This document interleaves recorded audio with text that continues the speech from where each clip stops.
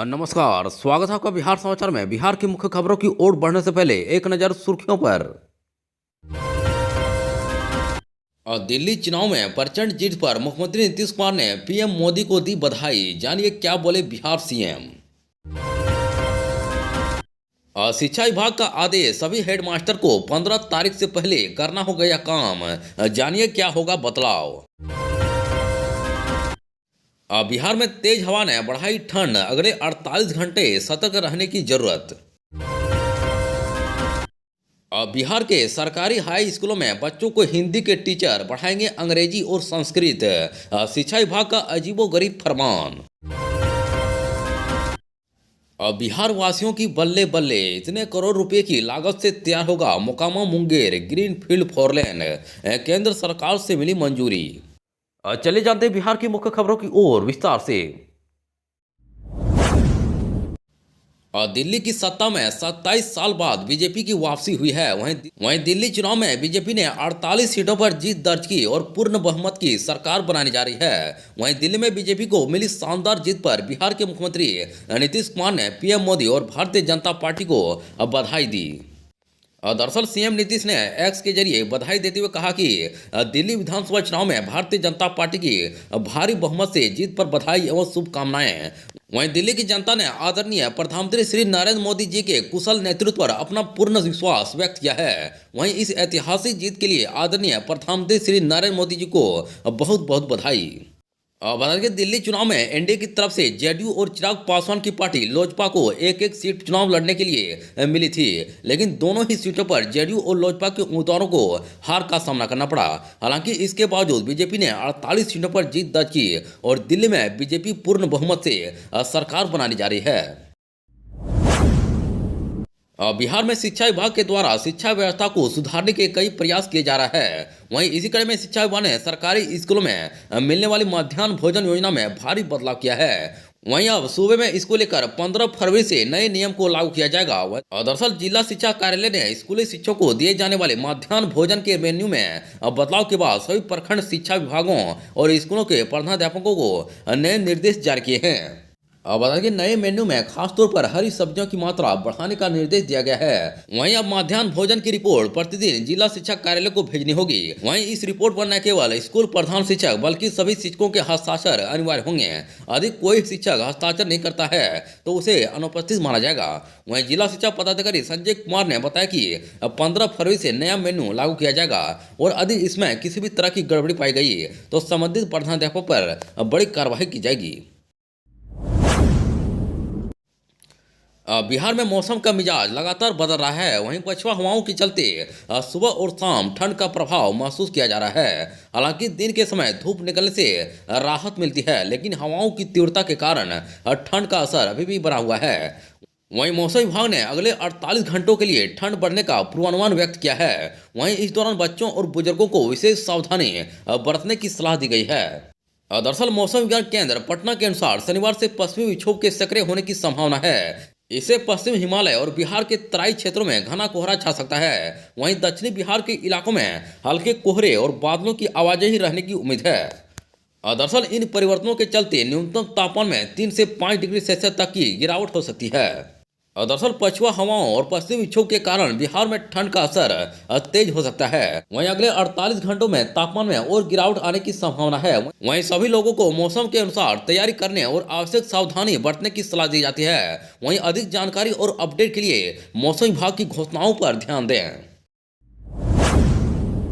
और बिहार के सरकारी स्कूलों में 9वीं 10वीं से लेकर 11वीं और 12वीं के बच्चों को हिंदी के टीचर अंग्रेजी और संस्कृत पढ़ाएंगे। वहीं शिक्षा विभाग ने हिंदी से पीजी करने के बाद नौकरी में शिक्षकों को कहा कि वे बच्चों को संस्कृत पढ़ाएंगे, जबकि उन्होंने इंटर से लेकर पीजी तक कभी संस्कृत पढ़ा ही नहीं। अब देखिए बिहार के शिक्षा विभाग ने सरकारी हाई स्कूलों में अब सिर्फ 3 शिक्षकों को रखने का फैसला लिया है, जो हिंदी, अंग्रेजी और संस्कृत और उर्दू, बांग्ला, मैथिली, फारसी, अरबी भाषा जैसे तमाम भाषाएं पढ़ाएंगे। वहीं हिंदी के टीचर से अंग्रेजी और संस्कृत का ज्ञान लेने वाले हाई स्कूल और इंटर के छात्र केसी पढ़ाई करेंगे। और दरअसल यह फरमान सरकारी हाई स्कूल यानी कि माध्यमिक विद्यालयों को लेकर है। वहीं बिहार सरकार ने पहले से तय रखा है कि हर हाई स्कूल के लिए कुल 11 पद होंगे। वहीं अब नया फरमान जारी किया गया है, जिसमें माध्यमिक विद्यालयों में पहले से निर्धारित 11 पदों में से सिर्फ 3 पदों की कटौती की गई है। यानी किसी हाई स्कूल के लिए 8 पोस्ट होंगे, जिसमें हेडमास्टर, टीचर से लेकर चपरासी शामिल है। अब मोकामा से मुंगेर के बीच ग्रीनफील्ड 4 लेन सड़क के मार्ग को सड़क परिवहन एवं राजमार्ग मंत्रालय ने अपनी मंजूरी प्रदान की है। वहीं इस सड़क की लंबाई 81 किलोमीटर है। इसके निर्माण पर 5,000 करोड़ रुपए से अधिक की राशि खर्च होगी। दरअसल इसके निर्माण से काफी लोगों को राहत मिलने वाली है। वहीं अब कोई भी शख्स बड़ी आसानी से पटना से मुंगेर की यात्रा बिना किसी जाम के तय कर सकेगा। दरअसल नीतीश सरकार के अनुरोध पर केंद्र सरकार ने इस प्रोजेक्ट पर काम करने के लिए 4,000 करोड़ रुपए के बजट का प्रावधान इसी वर्ष कर दिया है। इसको लेकर उप मंत्री सह पथ निर्माण मंत्री विजय सिन्हा ने कहा था कि यह प्रधानमंत्री नरेंद्र मोदी की गारंटी है, जो कहा है वह किया।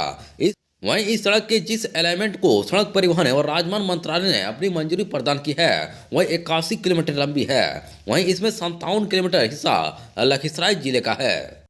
अब बता दें कि इस ग्रीनफील्ड प्रोजेक्ट की परिधि में बढ़िया के 11 गांव, पिपरिया के 4 गांव और सूरजगढ़ा के 26, लखीसराय के 17 तथा चानन के 9 गांव शामिल हैं। जबकि पटना जिले में घोसवरी प्रखंड से भी यह सड़क गुजरेगी। वहीं ऐसे में इस इलाके में लोगों को भी काफी राहत मिलेगी और उनका सफर भी आरामदायक होगा।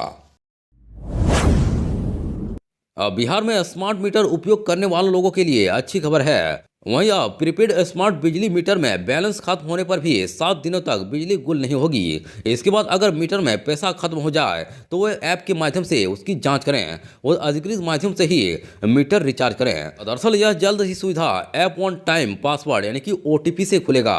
वहीं बिजली कंपनी ने लोगों को आगाह करते हुए कहा कि वे साइबर ठगों के झांसे में न आएं।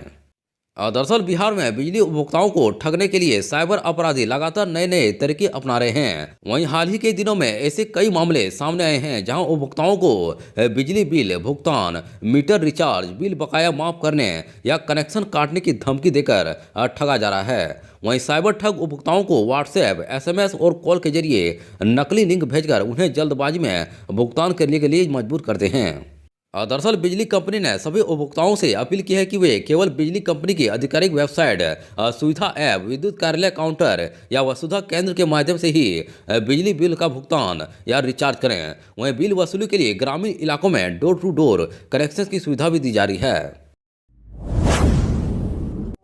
जमीन की जमाबंदी को आधार और मोबाइल नंबर से लिंक किया जाएगा। यह काम अब जरूरी हो गया है। ऐसा इसलिए क्योंकि यह काम नहीं करने पर अंचल कार्यालय से जमाबंदी लॉक की जा सकती है। वहीं जमीन की जमाबंदी को आधार और मोबाइल नंबर से लिंक करने से जमीन से जुड़ी सेवाओं में पारदर्शिता आएगी। साथ ही फर्जीवाड़े पर भी लगाम लगेगा।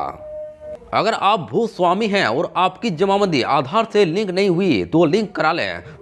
वहीं राजस्व एवं भूमि सुधार विभाग ने इससे जुड़ी जानकारी साझा की है। वहीं विभाग की तरफ से बताया गया कि जमाबंदी को आधार से लिंक करने की क्या प्रक्रिया है। वहीं जमाबंदी को आधार से कैसे लिंक करें, अपने नजदीकी राजस्व कर्मचारी या अंचल कार्यालय से संपर्क करें। साथ ही आधार कार्ड और जमीन से जुड़े कागजात जैसी जरूरी दस्तावेज साथ ले जाएं। वहीं राजस्व कर्मी अधिकारी आपके दस्तावेजों की जांच के बाद आपके जमाबंदी को आधार से लिंक कर देंगे। दरअसल आधार को जमाबंदी से लिंक करने पर जमाबंदी में कोई बदलाव होता है तो इसकी जानकारी आपको सीधे मोबाइल पर मैसेज के माध्यम से मिल जाएगी। और आधार को जमाबंदी से लिंक करने पर आपकी जमाबंदी के खिलाफ कोई म्यूटेशन आवेदन दाखिल होता है तो इसकी जानकारी भी मोबाइल पर आ जाएगी। महिलाओं और बच्चों के लिए एक नई योजना की शुरुआत हो गई है। वहीं इस योजना के तहत गरीब रेखा से नीचे जीवन यापन कर रहे परिवारों को आर्थिक सहायता प्रदान की जा रही है। वहीं बिहार सरकार ने गरीब और आर्थिक रूप से कमजोर परिवारों के लिए यह पहल की है। दरअसल प्रत्येक गरीब एवं निम्न वर्ग के परिवारों को इस योजना के अंतर्गत हर महीने 4,000 की सहायता राशि प्रदान की जाएगी। वहीं पूर्णिया जिला अंतर्गत स्पॉन्सरशिप योजना के तहत वित्त वर्ष 2024 और 25 में अब तक 700 से अधिक आवेदन प्राप्त हुए हैं, जिसमें लक्ष्य के अनुरूप 275 बच्चों को चयन कर लाभान्वित कराया गया है। दरअसल इस योजना में मुख्य रूप से 18 वर्ष से कम आयु वाले बच्चों को वित्तीय सहायता प्रदान करना है। अब बता दें कि वर्तमान में लाखों ऐसे अनाथ बच्चे हैं, वह कई ऐसे परिवार हैं जिनका कोई सहारा नहीं है और वह दूसरे पर निर्भर हैं। वहीं सरकार द्वारा ऐसे अनाथ एवं बेसहारा परिवारों के लिए इस योजना की शुरुआत की गई है। इसके तहत अनाथ एवं असहाय बच्चों के भरण पोषण के लिए 3 वर्षों तक प्रति महीने 4,000 की राशि दी जाएगी।